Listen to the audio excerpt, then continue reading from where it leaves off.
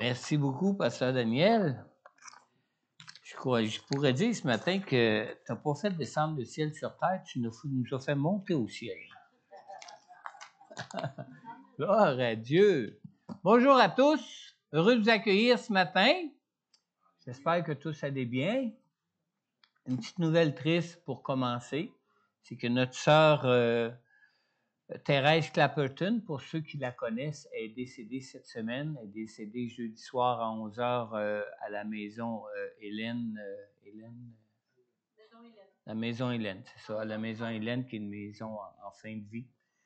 Alors, elle nous a quittés pour rejoindre son Sauveur au ciel. Amen. Et puis, malheureusement, il n'y aura pas, c'est le choix du mari de Irvin, son mari, Irvin Bugeaud, son mari, et le choix aussi de ses frères, les frères à Thérèse, qui habitent dans la région aussi, où il n'y aura pas ni d'exposition, il n'y aura pas non plus de service funèbre, il va simplement avoir une incinération. Et sur la demande de Thérèse, ces cendres vont être répandues dans le coin de la Gaspésie, dans le coin de Maria en Gaspésie, d'où elle est originaire. Alors, priez pour Irvin. Il y a quelques temps déjà que Thérèse était bien malade. Irvin vieillit aussi. Irvin a des problèmes de genoux, surtout, et de musculature. Alors, priez aussi pour Irvin. Priez que son cœur soit consolé de savoir que son épouse Thérèse connaissait Jésus et qu'ainsi qu'il soit consolé dans son cœur, qu'ils vont pouvoir se retrouver pour la vie éternelle. Amen. Amen. Autre sujet aussi triste mais heureux en même temps, c'est que Roger Gagnon, pour ceux qui connaissent Roger, qui habite à Saint-Pamphile, il n'était pas souvent avec nous parce que depuis les derniers mois, il n'y avait même pas de voiture à sa disposition pour assister au culte. Mais il faudrait prier pour Roger. Il a fait un AVC cette semaine. Il s'est retrouvé à l'hôpital. Mais heureusement, les choses vont quand même bien pour lui maintenant. Et il peut avoir une certaine séquelle de paralysie du bras et de la jambe du côté gauche. Mais les médecins sont quand même bien confiants qu'il pourra récupérer rapidement. Présentement, il étudie la possibilité d'avoir à l'opérer là, pour les veines qui mènent au cœur. Alors, priez que tout se passe bien pour lui. Et surtout, priez vraiment qu'il ait l'assurance de son salut dans son cœur, qu'il ait vraiment cette assurance que Jésus le connaît et que lui aussi connaît Jésus et qu'il puisse vraiment avoir une communion spirituelle, réelle, vitale, vivante avec Dieu. Amen. Amen. Sylvie, j'aimerais ça qu'on prenne 2 minutes pour prier pour Roger, si tu veux. Viendrais-tu au micro? Oui, s'il te plaît. J'aime ça demander à mon épouse parce qu'elle a plein de compassion pour ceux qui souffrent. Amen. Amen.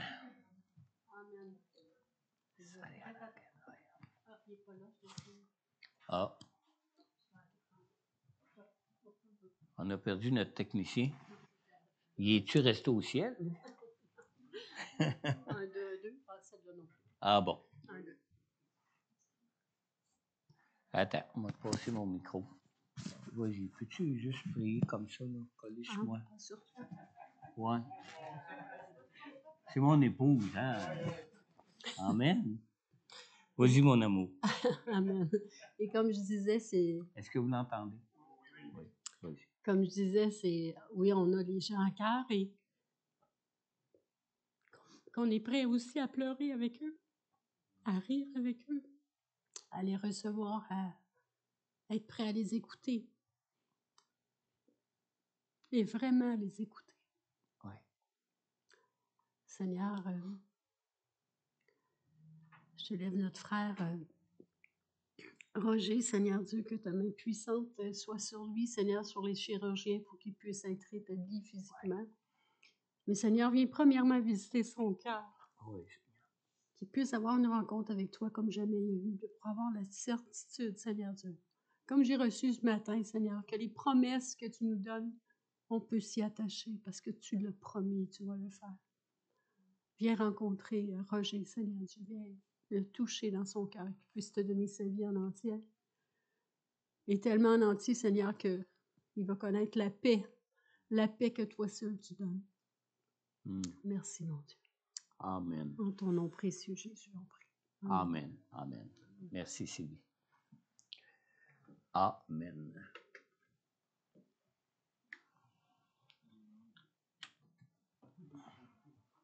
Amen. Peut-être pour ceux qui sont en ligne, peut-être vous n'avez pas entendu, mais on a eu une parole du Seigneur ce matin qui était très courte, mais qui était très significative, où on a dit de se le répéter, de se le répéter, de se le répéter, et par 3 fois, on a entendu de se le répéter, que les promesses de Dieu sont pour nous.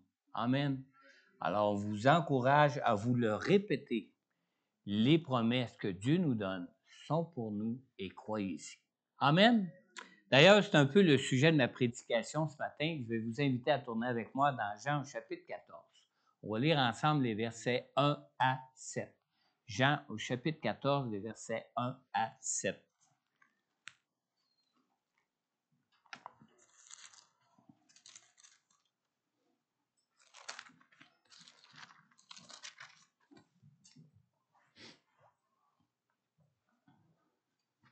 Alors, pour ceux qui ont leur Bible ou sur votre téléphone, si vous êtes rendu dans Jean 14 au chapitre 1 à 7, on lit ici « Que votre cœur ne se trouble pas ». On va lire plutôt jusqu'à 11, oui, je m'excuse. « Que votre cœur ne se trouble pas. Croyez en Dieu, croyez aussi en moi. Il y a beaucoup de demeures dans la maison de mon Père. Si ce n'était pas le cas, je vous l'aurais dit. Je vais vous préparer une place. Et puisque je vais vous préparer une place, je reviendrai et je vous prendrai avec moi afin que là où je suis, vous y soyez aussi. Vous savez où je vais et vous en savez le chemin. Thomas lui dit, « Seigneur, nous ne savons pas où tu vas. Comment pouvons-nous en savoir le chemin? » Jésus lui dit, « C'est moi qui suis le chemin, la vérité et la vie. On ne vient au Père qu'en passant par moi. Si vous me connaissiez, vous connaîtriez aussi mon Père. Et dès maintenant, vous le connaissez et vous l'avez vu. » Philippe lui dit, « Seigneur, montre-nous le Père, et cela nous suffit. » Et Jésus lui dit, « Il y a si longtemps que je suis avec vous et tu ne me connais pas, Philippe? Celui qui m'a vu a vu le Père. Comment peux-tu dire, montre-nous le Père? Ne crois-tu pas que je suis dans le Père et que le Père est en moi? Les paroles que je vous dis, je ne les dis pas de moi-même. C'est le Père qui vit en moi, qui fait lui-même ses œuvres. Croyez-moi, je suis dans le Père et le Père est en moi. Sinon, croyez-moi au moins à cause de ses œuvres. » Prions un peu ce matin, juste avant de partager ce message. Seigneur notre Dieu, Seigneur, merci pour toutes tes promesses pour nos vies, Seigneur. Merci, Seigneur, pour cette promesse, Seigneur Dieu, que toi-même, Seigneur, tu travailles présentement. Tu travailles présentement, Seigneur Dieu, à nous préparer une place auprès de Dieu pour la vie éternelle à venir, Seigneur. Seigneur, merci pour cette grande promesse, Seigneur. Mais Seigneur, donne-nous ce matin, particulièrement, Seigneur, de goûter à ta présence par la présence de ton Saint-Esprit qui est ici dans cette place, Seigneur. De ton Saint-Esprit, Seigneur Dieu, que nous connaissons dans nos vies, Seigneur. De ton Saint-Esprit, Seigneur Dieu, qui présentement fait son habitation en tous ceux qui croient en toi, Seigneur. Que ce Saint-Esprit, Seigneur, que tu nous as donné, Seigneur Dieu, afin de comprendre ta parole, que ce Saint-Esprit, Seigneur, que tu nous as donné afin que l'on puisse, Seigneur Dieu, être enseigné par toi, Seigneur, en ce qui concerne tes promesses, en ce qui concerne la vie éternelle à venir, Seigneur, en ce qui concerne ton amour et ton œuvre pour nous dans nos vies, Seigneur. Seigneur, que ton Saint-Esprit vienne nous enseigner ce matin, qu'il touche nos cœurs, qu'il convainc nos cœurs en ce qui concerne nos besoins face à notre foi en toi, Seigneur, et qu'il nous donne ainsi cette assurance que nous sommes de tes enfants et qu'il nous donne aussi, Seigneur Dieu, de nous rappeler cette promesse, Seigneur, de nous rappeler cette promesse que tu as pour nous, où ce que déjà tu nous prépares une place auprès de Dieu pour être en ta présence éternellement, Seigneur. Je te le demande, Père, dans le nom puissant de Jésus. Amen. Amen. J'ai intitulé ce message ce matin « L'aboutissement de la foi ». Dans Jean 14, au verset 1, on a lu « Jésus dit « Que votre cœur ne se trouble pas. Croyez en Dieu, croyez aussi en moi. » Alors Jésus ici demande à ses disciples de garder une foi qui va être une foi sereine, une foi qui va être une foi paisible, une foi dans la paix, une foi en toute confiance en lui qui est le Sauveur et en Dieu qui est son Père. Les disciples avaient toutes les raisons du monde d'être troublés, alors que Jésus leur annonçait qu'il les quittait pour retourner au ciel auprès de Dieu. Et l'encouragement de Jésus à ne pas se laisser troubler dans leur cœur s'applique, vous savez, à toutes les époques et à tous les chrétiens dans ce monde.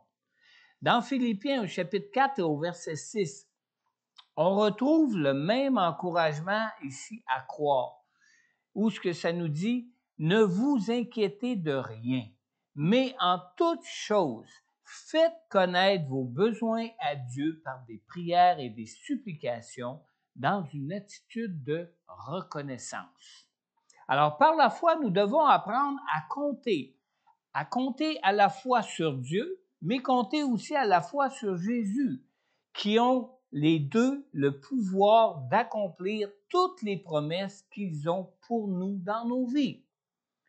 Dans Jean 14, au verset 2, on a lu, ici Jésus nous donne cette promesse où il nous dit « Il y a beaucoup de demeures dans la maison de mon Père. Si ce n'était pas le cas, je vous l'aurais dit. Je vais vous préparer une place. » Alors Jésus nous dit que si ce n'était pas le cas, il nous l'aurait dit. Ni lui, ni le Père ne pourraient être dignes d'une confiance aussi absolue de notre part, d'une confiance digne de notre foi s'il n'en avait pas le pouvoir. Mais il en a le pouvoir. Même pour les chrétiens les plus affermis, vous savez, dans leur confiance en Jésus, il peut nous arriver de faire face à des angoisses, il peut nous arriver de faire face à des épreuves pour ébranler notre foi. Même qu'ici, on se trouve dans le contexte de la chambre haute, juste avant que Jésus, au moment où Jésus a pris son dernier repas avec ses disciples, au moment où après ce repas dans la chambre haute, Jésus va être livré pour être crucifié, pour être mis à mort et ainsi retourner au Père, auprès du Père dans les cieux. Alors, même qu'ici, dans la chambre haute, juste au moment où l'apôtre Pierre pensait que rien ne pouvait venir l'ébranler dans sa foi, Jésus lui a annoncé qu'il renierait de le connaître. Pourtant, Pierre, il était bien solide dans sa foi. Imaginez un peu si le brave Pierre nie connaître le Seigneur, quel espoir les autres disciples pouvaient-ils avoir de ne pas se laisser ébranler par l'angoisse, par l'épreuve? Si ça a été une épreuve pour Pierre, imaginez pour les autres. Alors, dans ce contexte ici où Jésus annonce son départ, dans ce contexte où Jésus a fait le lavement des pieds, a parlé de la trahison de Judas et qu'il annonce le reniement de Pierre, ce contexte avait forcément suscité toutes sortes de craintes chez les disciples. Toutes sortes de craintes, surtout la crainte que Jésus devait les quitter. Alors Jésus venait formellement de leur déclarer qu'il était sur le point de partir et de les quitter. Dans Jean, au chapitre 13, au verset 33, on lit ici, Jésus dit, « Mes petits enfants, je suis encore avec vous pour un peu de temps. » Ça, c'est juste un peu avant le chapitre 14 où il est dans la chambre haute avec ses disciples pour le repas de la Pâque. Et il leur dit, « Vous me chercherez. Et ce que j'ai dit aux Juifs, vous ne pouvez venir où je vais, je vous le dis à vous aussi maintenant. » Alors, quand on lit ça, on s'aperçoit d'une chose, suite aux craintes qu'ont éprouvées les disciples de son départ, c'est que les disciples étaient incapables de comprendre que le départ de Jésus, que sa crucifixion et que sa mort étaient le chemin essentiel pour retourner à la gloire de Dieu, la gloire qu'il avait auprès de Dieu dans les cieux. Et les disciples ne pouvaient faire autrement que d'être aveuglés par leur misère. Avec tout ce qu'ils apprenaient, que Jésus devait mourir et les quitter, avec le fait que Pierre était pour le renier, avec le fait aussi que tous avaient besoin d'être lavés des pieds alors qu'ils se considéraient tous dignes de Dieu, avec le fait aussi que Judas même était pour le trahir. Alors, ils étaient tous aveuglés par leur misère. Et dans ce contexte, l'encouragement à croire que Jésus donne aux disciples vise à répondre à un besoin particulier. Et vous savez, comme pour les disciples que l'on voit ici, pour nous, nos craintes, pour nous, nos angoisses qui nous plongent dans nos misères, nous viennent généralement aussi de notre lenteur à comprendre le cœur de Dieu pour nous et de notre lenteur à saisir ce qu'il a accompli pour nous, pour nos vies, autant que pour les disciples. Alors Jésus ici nous donne de la matière, il nous donne de quoi de substantiel pour croire en lui et en Dieu pour nos vies. Il énonce des vérités que nous devons accepter et que nous devons croire pour être en paix dans notre esprit et pour avoir une foi triomphante. Est-ce qu'on n'a pas chanté ça ce matin? Qu'on était triomphant en Jésus? Qu'on avait la victoire en Jésus? Alors, comme les disciples, les chrétiens d'aujourd'hui se font souvent une image un peu tordue du ciel. Une image un peu tordue de la vie éternelle à venir. Et c'est là que c'est important de toujours garder nos yeux sur le Seigneur, qui est le chemin, qui est la vérité et qui est la vie. Pourtant, notre espérance à tous est bien de se retrouver au ciel et de quitter ce monde de misère et ces corps de faiblesse dans lesquels nous nous trouvons, n'est-ce pas? Mais malgré ça, on demeure toujours un peu angoissé dans nos misères parce qu'on se fait souvent une idée tordue du ciel, une idée tordue de la vie éternelle à venir. Et vous savez, cette misère que nous ressentons se retrouve même dans toutes les religions et dans toutes les croyances du monde. Pourquoi? Parce qu'on est tous des pécheurs et parce qu'on est tous dans des conditions misérables dans ce monde qui est dominé par le pécheur. À l'exception des plus jeunes, bien sûr, qui ne connaît pas et qui n'a jamais fredonné cette chanson de Pétula-Clark qui dit « Tout le monde veut aller au ciel, oui, mais personne ne veut mourir. » Il y en a qui la connaissent. Peut-être pas dans les plus jeunes, mais ceux qui ont même un peu plus jeunes que mon âge, mais pas beaucoup plus jeunes que mon âge, parce que c'était plus même les plus vieux chez nous à la maison qui ont écouté ces chants-là de Pétula-Clark. Mais vous savez, cette chanson qui chante que tout le monde va aller au ciel, oui, mais que personne ne veut mourir, c'est un peu la réalité de tout le monde, même si on est dans la misère ici-bas. Hein? On veut aller au ciel, mais on ne veut pas mourir. On préfère même demeurer dans notre misère plutôt que de mourir, même si on veut aller au ciel. Alors, la chanson nous raconte même, malgré nos misères, elle nous raconte même pourquoi personne ne veut mourir quand elle dit que son oncle qui est malade et qui est riche à millions se refuse à partir. Il a beau être malade, mais parce qu'il est attaché à ses millions, il se refuse même à partir. Alors, les disciples étaient bien loin, vous savez, d'être des millionnaires. Hein? Ils avaient tous abandonné leur travail pour suivre Jésus. Ils suivaient Jésus. Ils avaient tous une même bourse. Et puis, même pour certains épisodes, Jésus a dû même multiplier les pains et les poissons pour que tout le monde puisse manger. Amen, parce qu'eux-mêmes n'avaient pas les moyens d'un millionnaire pour nourrir une foule. Amen. Mais, comme les autres de leur génération, même si eux n'étaient pas millionnaires, il y avait des misères et leur espérance était ancrée dans cette vie plutôt que dans l'espérance de ressusciter à une nouvelle vie. C'est ça qui est bizarre, hein? Alors, ce que les Juifs attendaient du Messie était qu'il conduise Israël à vaincre toutes les nations et voir le royaume terrestre de Dieu, le royaume d'Israël, prendre place maintenant.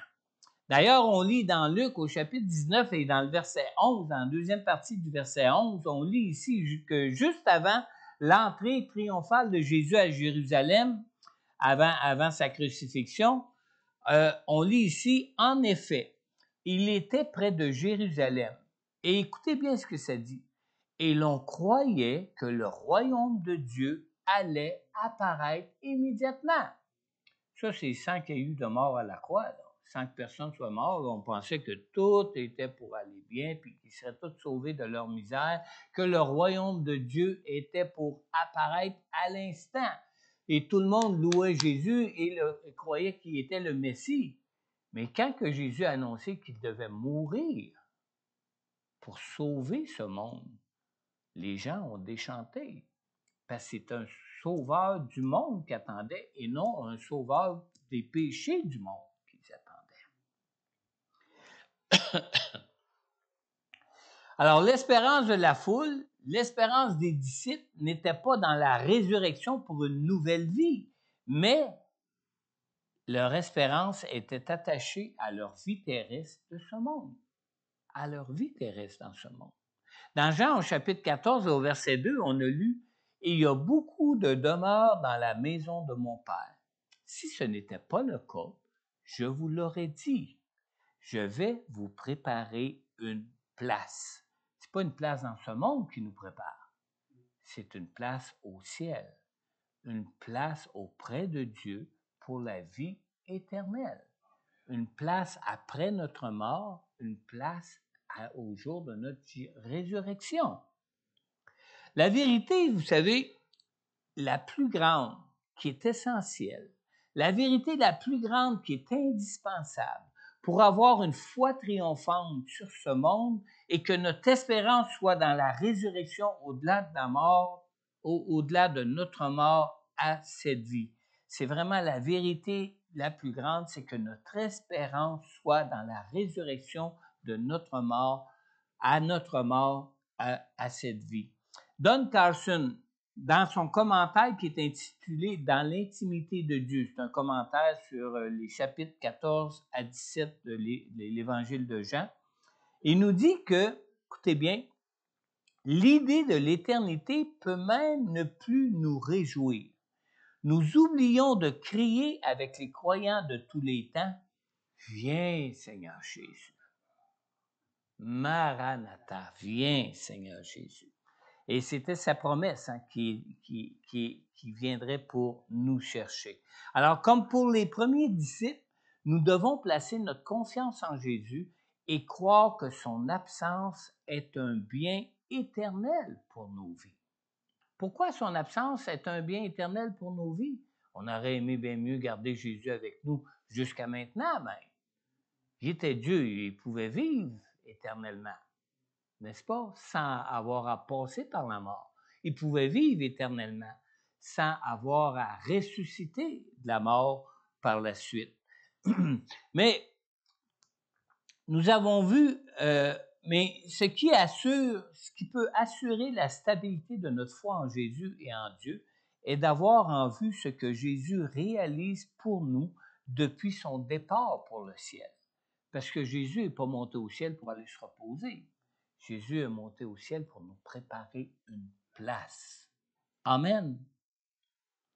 Dans Jean, au chapitre 14 et au verset 3, nous avons lu « Et puisque je vais vous préparer une place, je reviendrai et je vous prendrai avec moi afin que là où je suis, vous y soyez aussi. Alors, les premiers mots de l'Évangile, selon Jean, soulignent que Jésus, qui est la parole incarnée, est de tout temps l'agent divin de la création. Qu'est-ce qu'il est en train de créer depuis qu'il est retourné au ciel? Hein? Dans Jean au chapitre 1, dans le verset 3 et 4, on lit bien que tout a été fait par elle et rien de ce qui a été fait n'a été fait sans elle. En elle, il y avait la vie. Et cette vie était la lumière des êtres humains.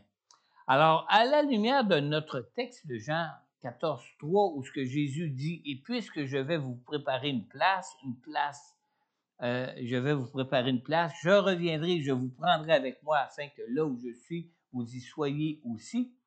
Qu'est-ce que Jésus prépare réellement? Qu'est-ce qu'il est en train de créer pour nous réellement?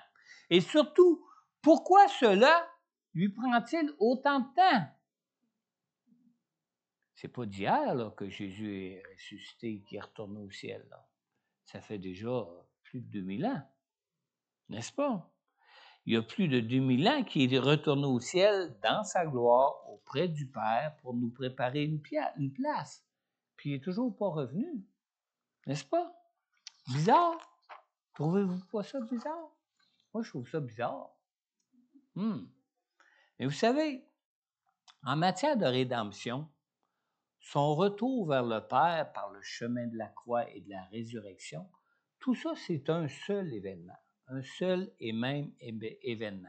Donc, quand Jésus nous déclare « Je vais vous préparer une place », il ne dit pas « Je retourne dans la maison de mon Père pour qu'une fois là-bas, je puisse vous préparer une place ». En fait, ce que Jésus déclare, c'est qu'il retourne dans la maison de son Père pour que ce retour lui-même, ce chemin rédempteur, soit le moyen de nous préparer une place. Qu'est-ce qui fait qu'on peut être accueilli au ciel en la présence de Dieu? Qu'est-ce qui fait qu'on peut avoir notre place auprès de Dieu pour l'éternité?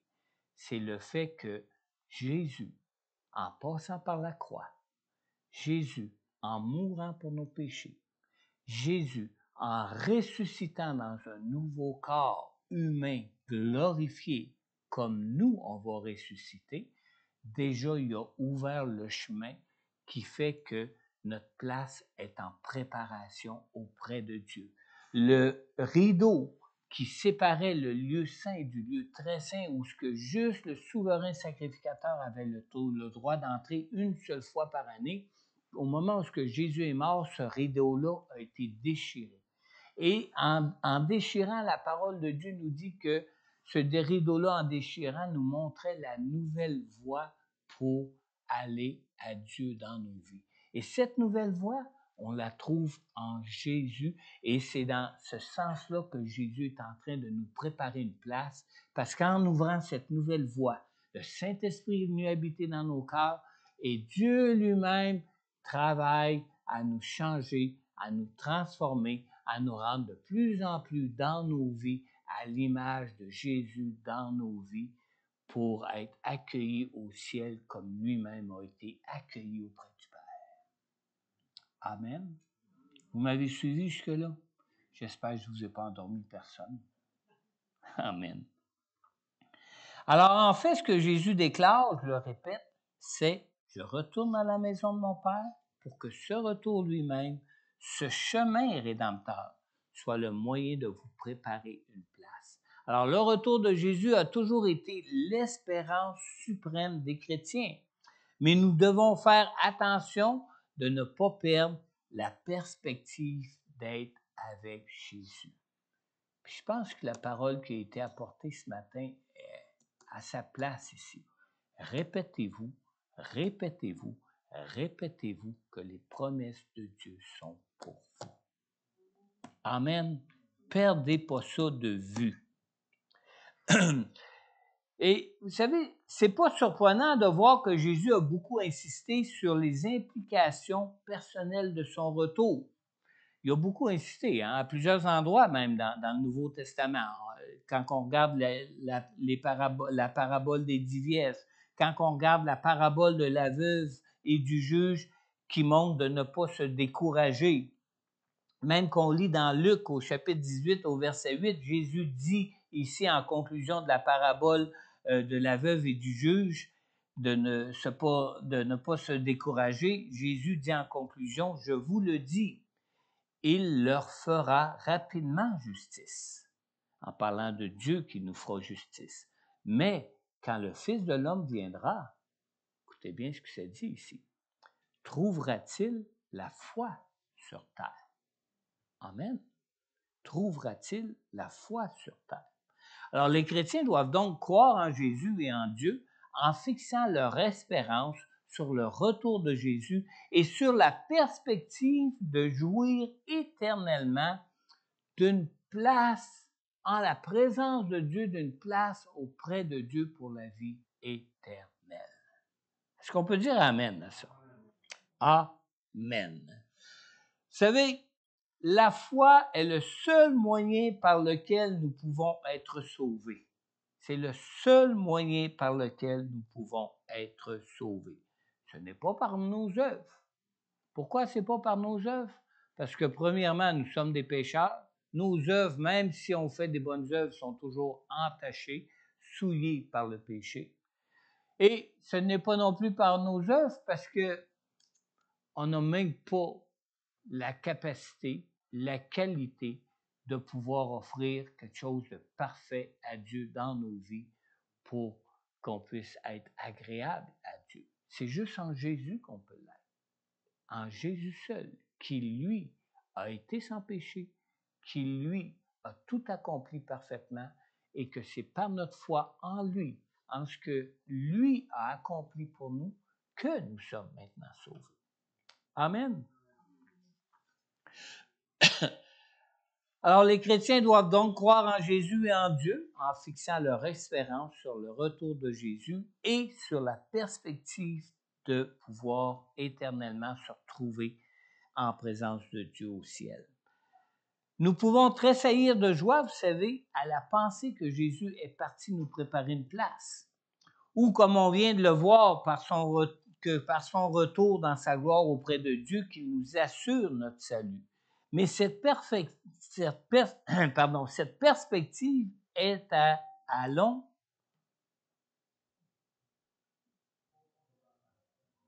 Cette perspective qui est à long terme ne peut dissiper nos sentiments d'être seuls que si nous persévérons dans notre foi et dans son retour pour nous prendre avec lui. Alors, pour ne pas être abandonnés, cette foi dans la promesse de son retour pour nous prendre avec lui, c'est une foi qui doit être nourrie. Comment est-ce qu'on peut nourrir la foi? 1 Timothée 4, 1 Timothée 4, dans le verset 1 et 2, nous mentionne que le risque qu'on pourra avoir d'abandonner la foi. Ça nous dit, mais l'Esprit dit expressément que dans les derniers temps, certains abandonneront la foi pour s'attacher à des esprits trompeurs et à des doctrines de démons, car ils seront égarés par l'hypocrisie de menteurs dont la conscience est marquée au fer rouge. Alors, ce que les Juifs attendaient du Messie, il n'y a qu'une source de nourriture pour notre foi en Dieu et en Jésus pour nos vies dans ce monde. C'est pas dans ce monde qu'on va trouver une source de nourriture pour notre foi. La seule source de nourriture pour notre foi qu'on peut trouver dans ce monde pour nos vies, c'est la parole de Dieu. Tel qu'on lit dans Romains au chapitre 10 au verset 17 qui dit « Ainsi, la foi vient de ce qu'on entend et ce qu'on entend vient de la parole de Dieu. » On pourrait aussi citer Matthieu 4.4 ou Luc 4.4 qui disent, les deux disent la même chose, que la parole de Dieu est une nourriture pour nous. On a besoin de s'en nourrir. Pourquoi? Parce que la parole de Dieu, c'est ce qui peut entretenir, nous rappeler, les promesses que Dieu a pour nous dans nos vies, malgré nos misères. Amen. On a besoin de se nourrir régulièrement de la parole de Dieu. On a besoin de la parole de Dieu pour nourrir notre foi et affermir notre foi en lui. Maintenant, ce qui nous permet d'avoir et de garder une foi sereine, ce qui nous permet d'avoir et de garder une foi ferme en Dieu et en Jésus, c'est de connaître le chemin qui nous conduit à Dieu. Et en nous nourrissant de la parole, on apprend justement ce qui est le chemin qui nous conduit à Dieu. Vous savez, on a lu tantôt dans Jean 14 au verset 5, au début, quand Thomas a dit « Seigneur, nous ne savons pas où tu vas. Comment pouvons-nous en savoir le chemin? » Et vous savez, le chemin qui nous conduit à Dieu vers la vie éternelle, c'est pas un chemin facile. Faut pas se leurrer avec ça. C'est pas un chemin facile. Même qu'on lit dans la Bible à un moment donné qu'il existe deux chemins pour nos vies. Un chemin étroit qui mène à Dieu ou un large chemin qui mène à la perdition.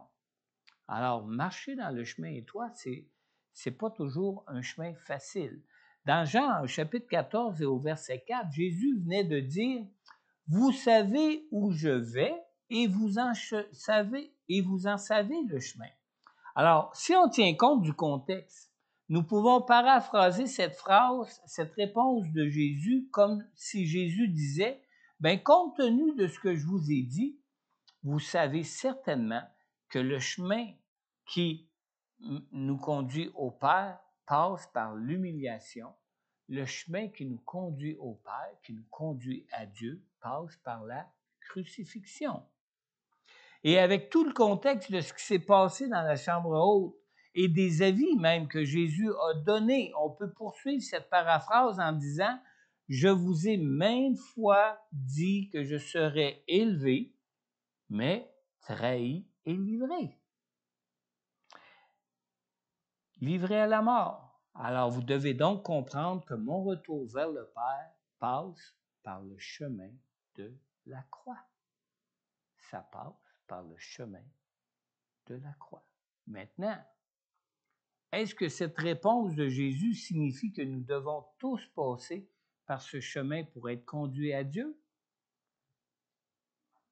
Je veux juste vous donner mon avis là-dessus. Personnellement, je crois que oui, mais je crois aussi que non. C'est clair, hein, comme avis? Je crois bien que oui, mais je crois aussi que non. Je m'explique. On lit dans Jean au chapitre 14 au verset 6, dans le même texte qu'on a lu, là, c'est à la suite de Thomas qui dit « Seigneur, on ne sait pas où tu vas, comment pourrons-nous en savoir le chemin? » Dans le verset 6, Jésus lui dit « C'est moi qui suis le chemin, la vérité et la vie.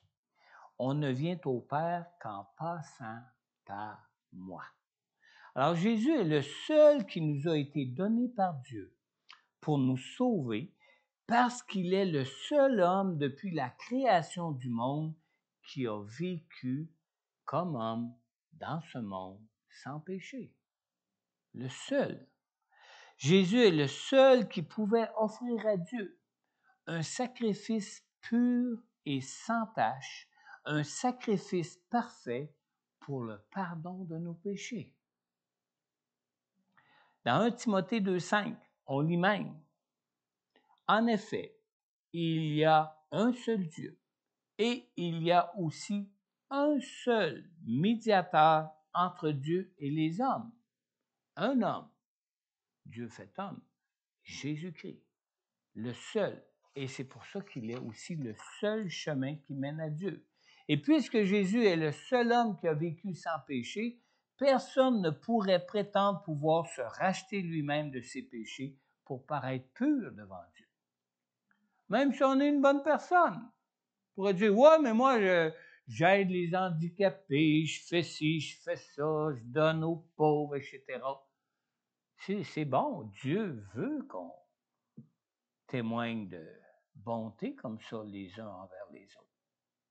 Mais ça ne peut pas nous sauver.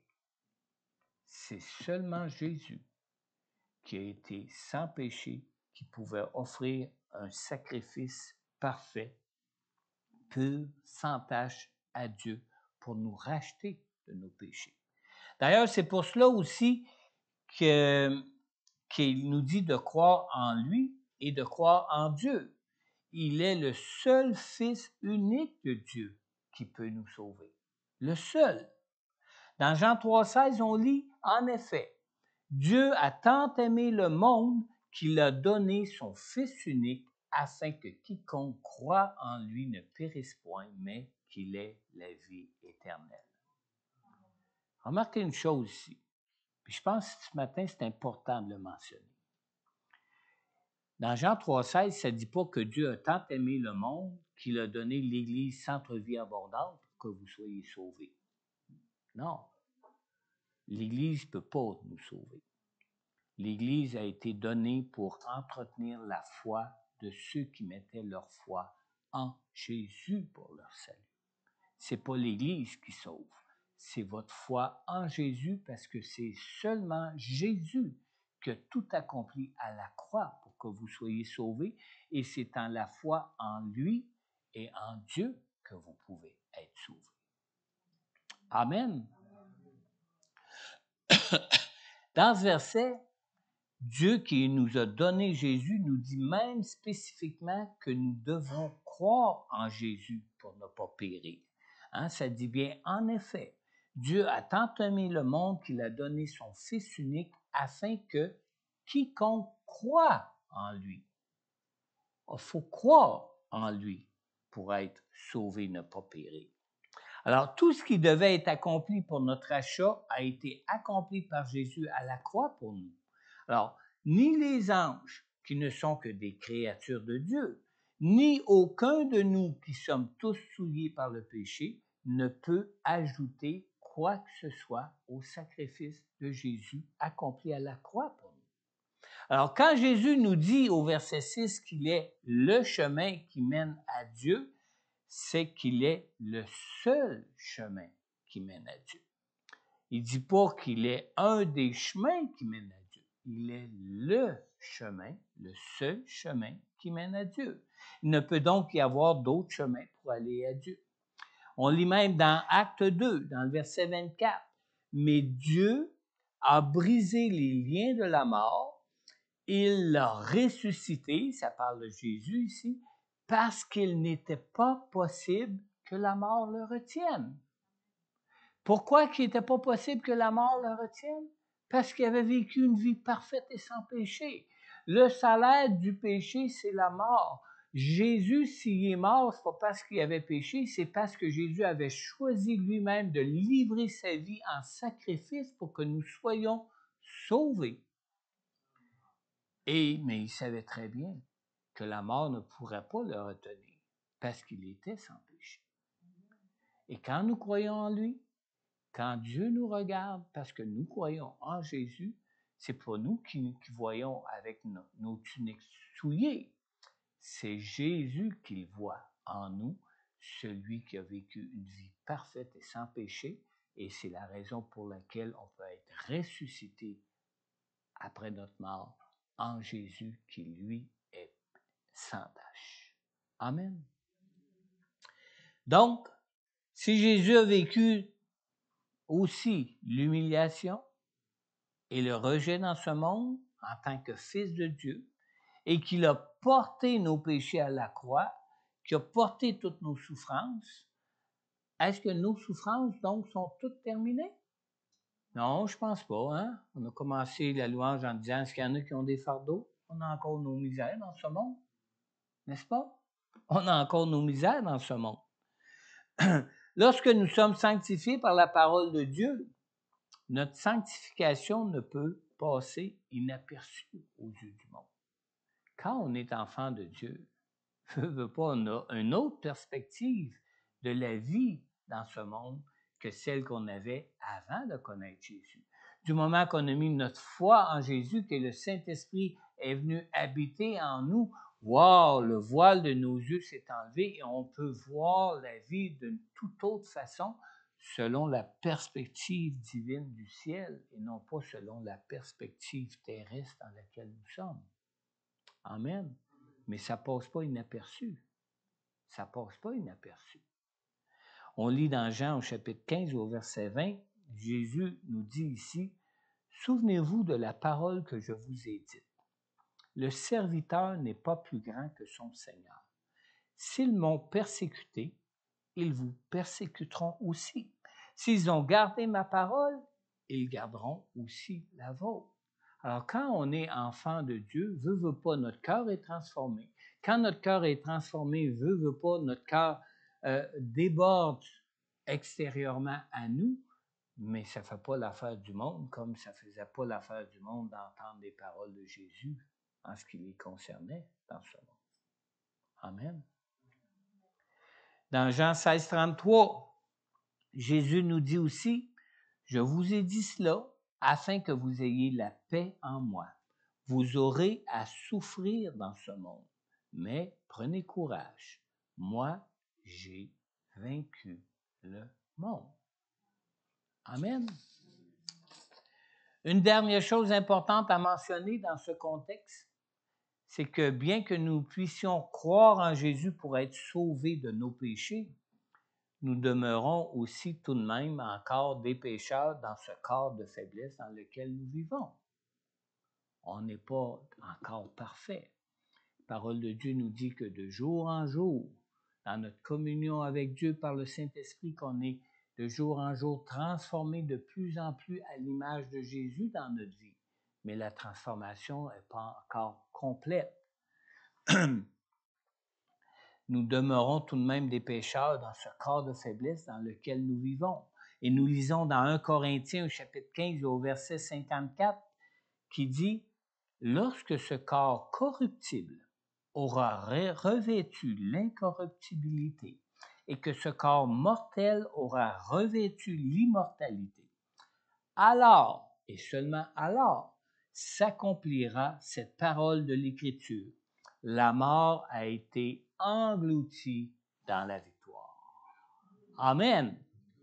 Alors, les péchés que nous pouvons encore commettre nous causent encore des souffrances, vous savez, dans nos vies. C'est pour ça qu'on peut encore souffrir, même si on est dans la foi en Jésus. Mais si nous persévérons dans notre foi en Jésus, nous ressusciterons avec Christ où ni le péché, ni la mort n'auront plus aucun pouvoir sur nous. Amen. Alors, puisque nous parlons de croire en Jésus et de croire en Dieu pour notre salut ce matin,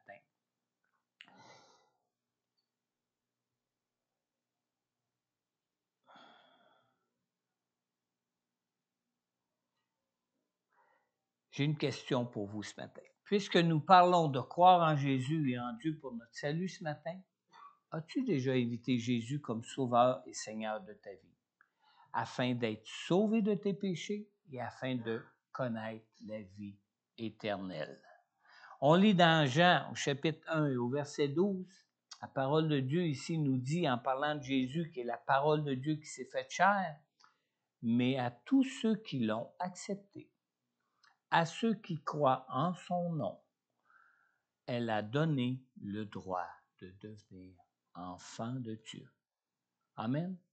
Alors, si ce matin tu reconnais que tu es un pécheur, si ce matin tu reconnais ton besoin de Jésus pour être pardonné pour la vie éternelle avec Dieu, pour te retrouver en présence de Dieu pour l'éternité après ta mort, je t'invite simplement à adresser de manière sincère dans ton cœur cette prière au Seigneur. Simplement courber la tête, simplement l'adresser à Dieu d'une manière sincère dans ton cœur. Juste à le répéter dans ton cœur après moi. Seigneur Jésus, je reconnais que je suis pécheur. Seigneur Jésus, je crois en toi, je crois en Dieu et je crois que tu es venu dans ce monde pour m'apporter le pardon qui va me réconcilier avec Dieu. Alors Seigneur, je t'invite donc maintenant à venir dans mon cœur et je te prie, Seigneur, de me pardonner et de me purifier maintenant de tous mes péchés. Père éternel, merci de ton amour pour moi et merci pour toutes tes grâces et surtout pour la grâce de ton pardon gratuit qui fait de moi ton enfant ce matin. Merci Jésus. Merci Père. Amen. Alors, si présentement tu écoutes ce message en ligne et que tu as adressé cette prière à Dieu pour recevoir le pardon de Dieu et pour devenir enfant de Dieu pour la toute première fois de ta vie, n'hésite pas à prendre contact avec moi. En retour, je pourrai prier pour toi personnellement. Je pourrai répondre à toutes tes questions sur l'amour de Dieu pour toi, sur Jésus et sur toutes ces grâces qui ne se reçoivent que par la foi seule en Jésus seul. Alors, si peut-être aussi que tu as déjà fait cette prière auparavant dans ta vie, mais que ce matin tu réalises combien tu as besoin de t'affermir dans ta foi en Jésus et en Dieu pour vraiment demeurer dans l'attente de toutes ses promesses pour ta vie. Je t'invite à demander au Seigneur de te donner un plus grand désir pour sa parole. Je t'invite à demander au Seigneur de te donner, de te nourrir plus de la parole de Dieu qui est la vérité, qui peut t'affermir dans ta foi et te rendre libre de tout sentiment d'abandon pour ta vie. Alors, si tu écoutes aussi ce message en ligne, je t'invite aussi à prendre contact avec moi. Amen. Je vais inviter Pasteur Daniel à venir ici à l'avant. On va prendre un chant de louange et d'adoration, mais c'est-à-dire on va partager le repas de la Sainte Seine ce matin ensemble. Mais juste avant de partager le repas, on va lire, je vais vous inviter à tourner avec moi dans 1 Corinthiens, chapitre 11.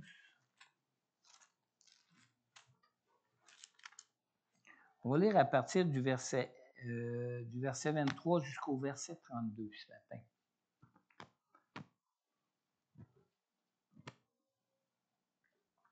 On lit ici, la parole de Dieu nous dit, « J'ai reçu du Seigneur ce que je vous ai transmis. Le Seigneur Jésus, la nuit où il a été arrêté, a pris du pain. Après avoir remercié Dieu, il l'a rompu et a dit, « Prenez, mangez, ceci est mon corps qui est rompu pour vous. Faites ceci en souvenir de moi. » De même, après le repas, il a pris la coupe et a dit, « Cette coupe est la nouvelle alliance en mon sang. Faites ceci en souvenir de moi toutes les fois que vous en boirez.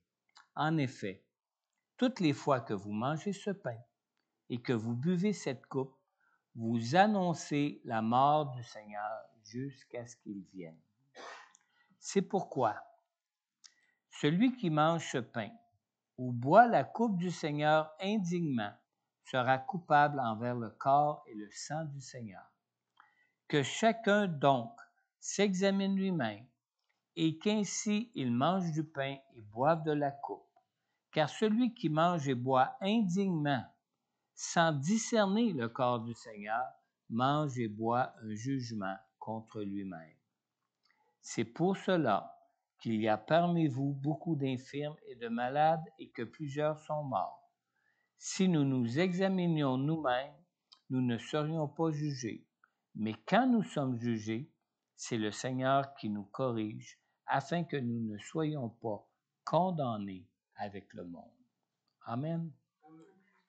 Ce matin, en prenant la coupe et le pain, nous allons nous rappeler combien Jésus nous a aimés au point de vouloir offrir son corps en sacrifice, au point de vouloir livrer sa vie pour le prix de notre pardon auprès de Dieu.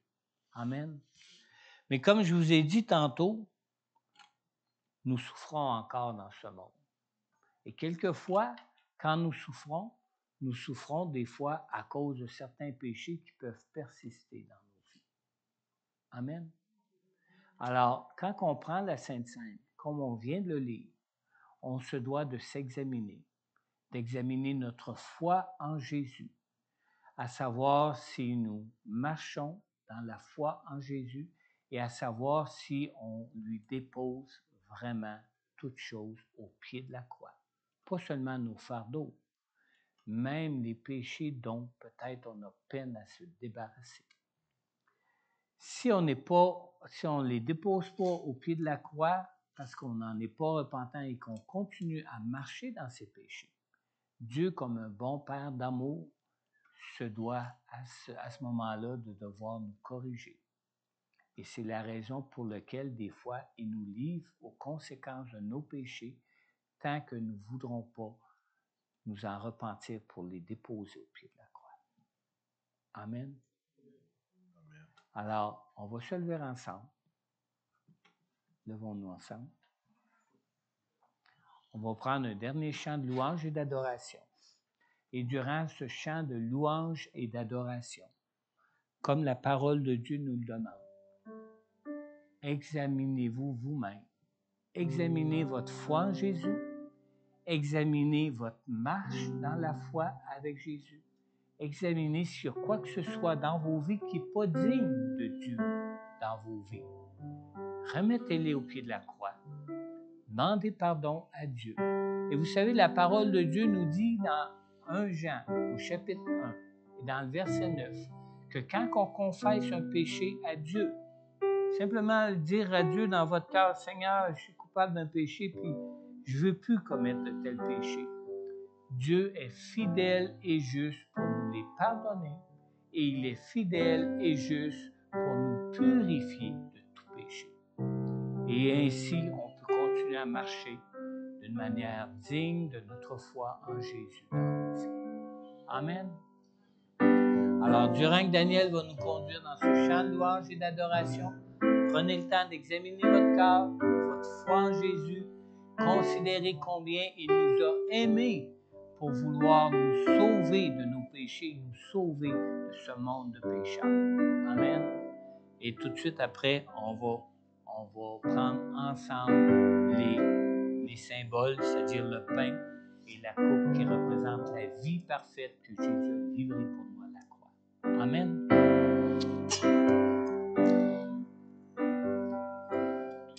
Sur le pont du Calvaire, il était une croix où Jésus souffrait tant de douleur. Oui, c'est là qu'il mourut sur cet infâme bois pour sauver le plus vil des pécheurs. Cette croix me sera toujours chère.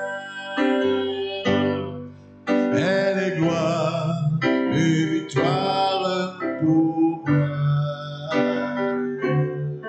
Et par elle, dans la maison du Père, la couronne est offerte à ma foi.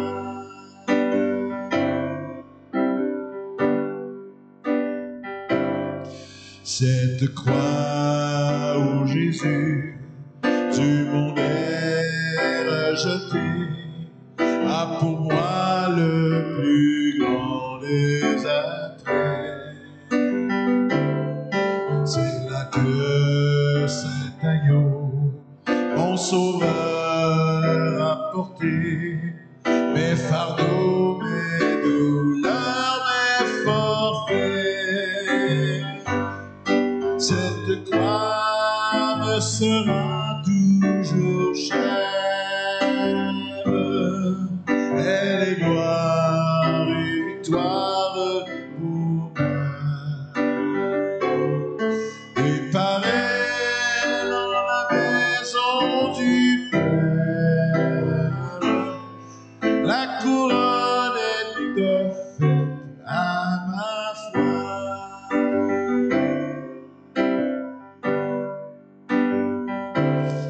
Sur la croix où Jésus a versé tout son sang, je contemple ébloui sa beauté.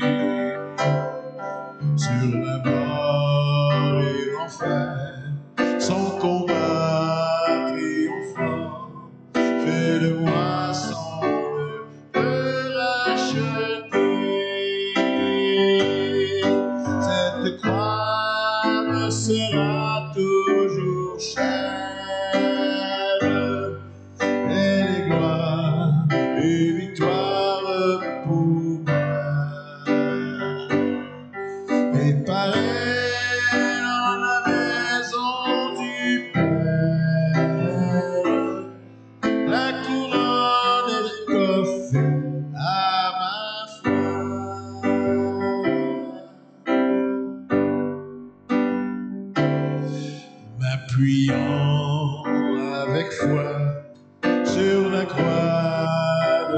Jésus, son opprobre, je veux la porter jusqu'au jour bienheureux où parmi les élus dans le siège pourrai l'exalter. Cette croix me sera toujours chère, et les gloires et victoires pour moi. Et pareil dans la maison du Père, la couronne est offerte à ma foi. Cette croix me sera toujours chère, et les gloires et victoires pour moi. Et pareil dans la maison du Père, la couronne est offerte à ma foi. Et pareil dans la maison du Père, la couronne est offerte à ma foi.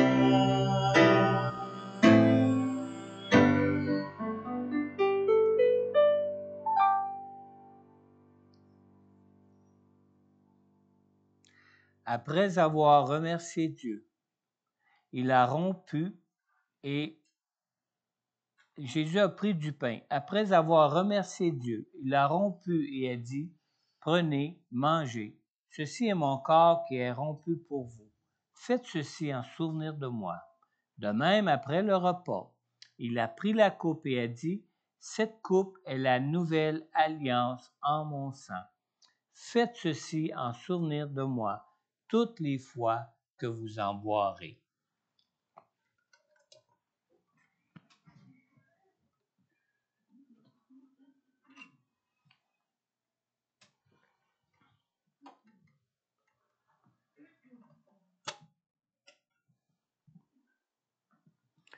Est-ce que quelqu'un aimerait adresser à Dieu une prière de reconnaissance pour son corps qui a été livré pour nous à la croix, ces meurtrissures qu'il a subies pour nous, qui nous donnent la guérison dans nos corps?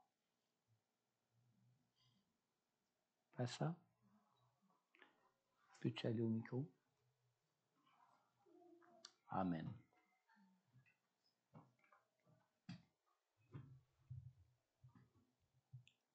Père, nous te rendons grâce. Nous te disons merci pour l'occasion que tu nous donnes en ce matin. Seigneur, d'être à ta table. Je prie qu'à travers ce repas éternel, restaure la vie de chacun. Que ton sang nous restaure.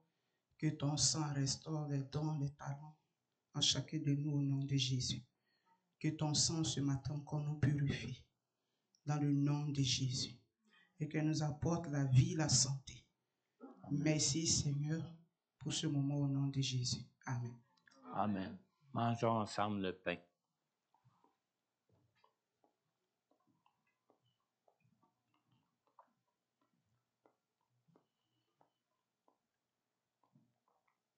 Vous savez, la parole de Dieu dit que notre vie est en Christ. Buvons la coupe qui représente la vie de Jésus qui a été livrée, une vie sans péché, livrée pour nous.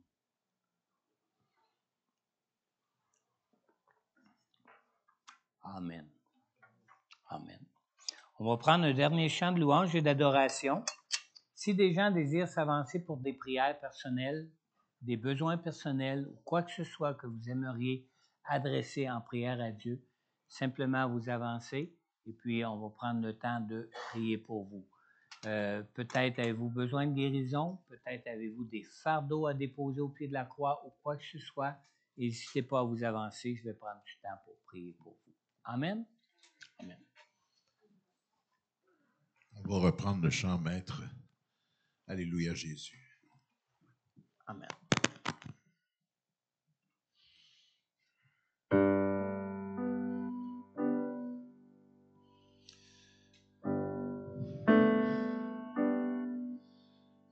Maître des étoiles, Seigneur des saisons, toujours je vivrai, élevant ton nom, la vie de mon cœur. Jésus est venu sauver. Merci pour la croix et ta vie donnée.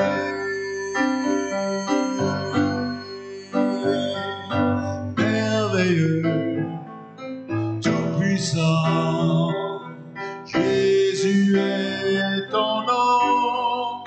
Alléluia, Jésus. Alléluia, Jésus. Alléluia, Jésus. Tu es le Dieu d'éternité, auteur de la vie, depuis Chalami. Dieu puissant et saint, grand à l'infini, ami de mon cœur, Dieu venu sauver. Merci pour la croix et ta vie donnée.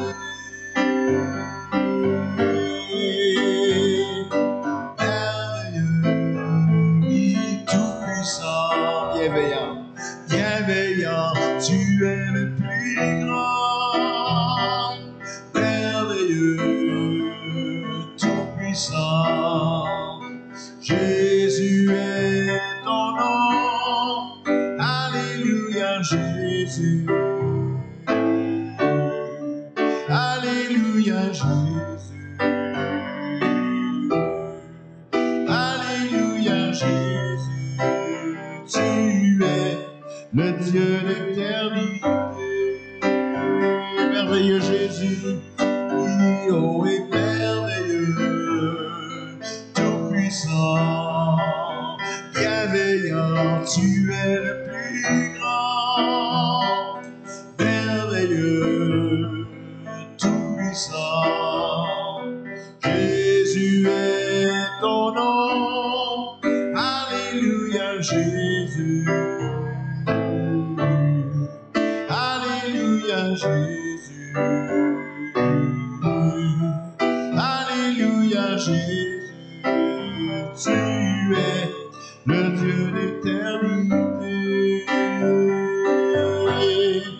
J'aime louer ton nom, j'aime louer ton nom, j'aime louer ton nom. Je t'aime et je t'adore, oh Dieu. J'aime louer ton nom, alléluia Jésus. J'aime louer ton nom, alléluia Jésus. J'aime louer ton nom, alléluia Jésus. Tout mon cœur je loue ton nom.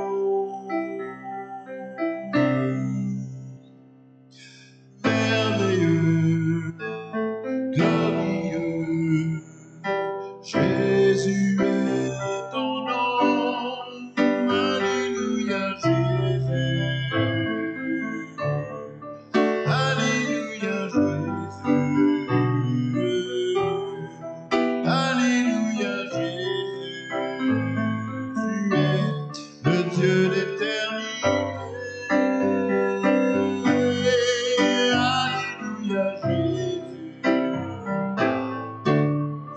Alléluia Jésus, Alléluia Jésus, mon Dieu, tu es merveilleux. J'aime louer ton nom,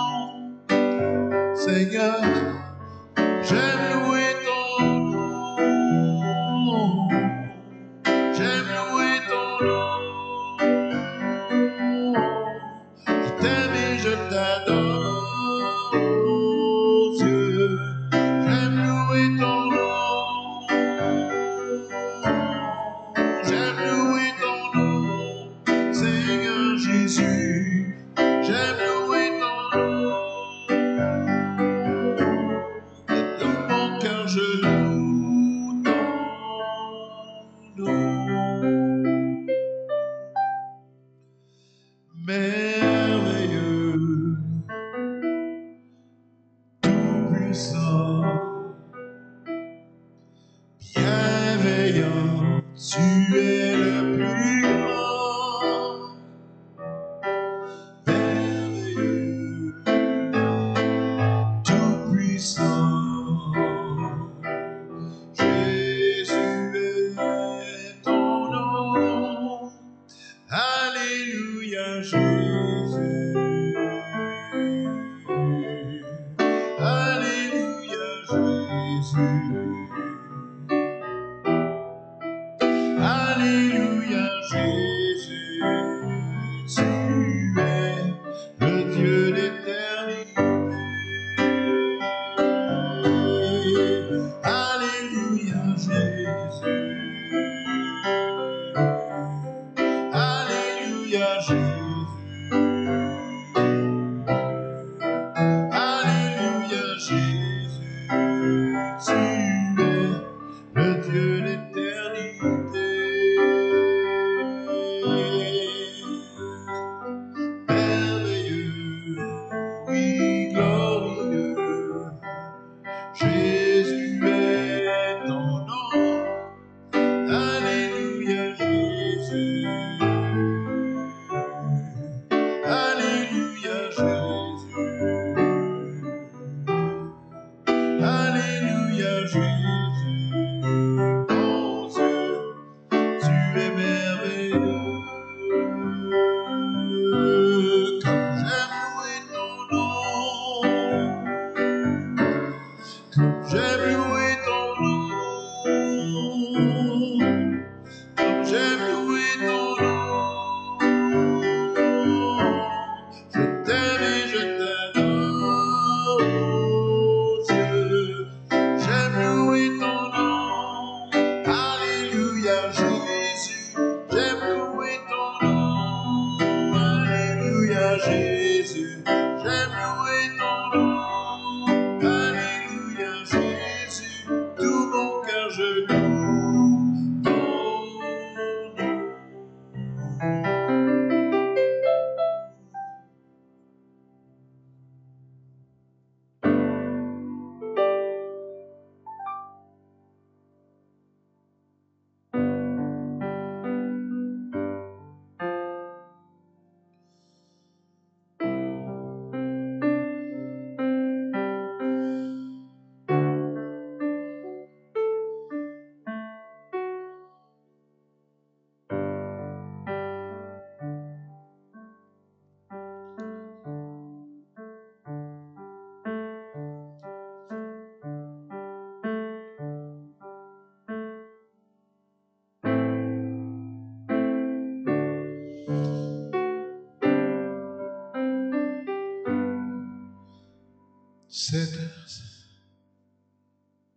Cette croix me sera toujours chère.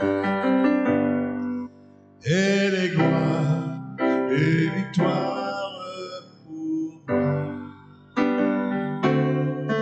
Et pareil dans la maison du Père,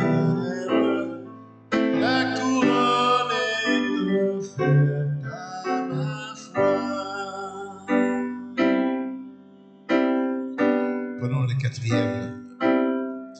M'appuyant avec foi sur la croix de Jésus, son opprobre je veux la porter jusqu'au jour bienheureux, oh parmi les élus, dans le ciel je pourrai l'exalter. Cette croix me sera toujours chère, et les gloires et victoires pour moi. Et pareil dans la maison du Père, la couronne est offerte à ma foi. Et pareil dans la maison du Père, la couronne est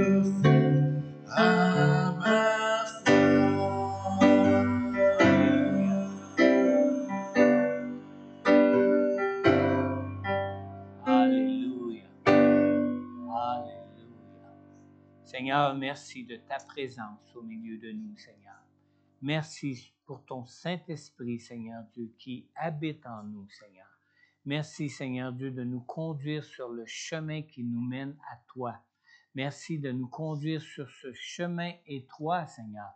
Merci de ta parole qui est la vérité, Seigneur. Viens fortifier notre foi, Seigneur, afin qu'on puisse persévérer, Seigneur. Persévérer jusqu'à la fin afin de recevoir cette couronne, Seigneur, que tu offres à notre foi pour marcher, Seigneur Dieu, avec toi, pour nous garder, Seigneur Dieu, avec toi et pour, Seigneur Dieu Tout-Puissant, compter sur toutes tes promesses pour nos vies jusqu'au jour où nous nous retrouverons avec toi éternellement, Seigneur.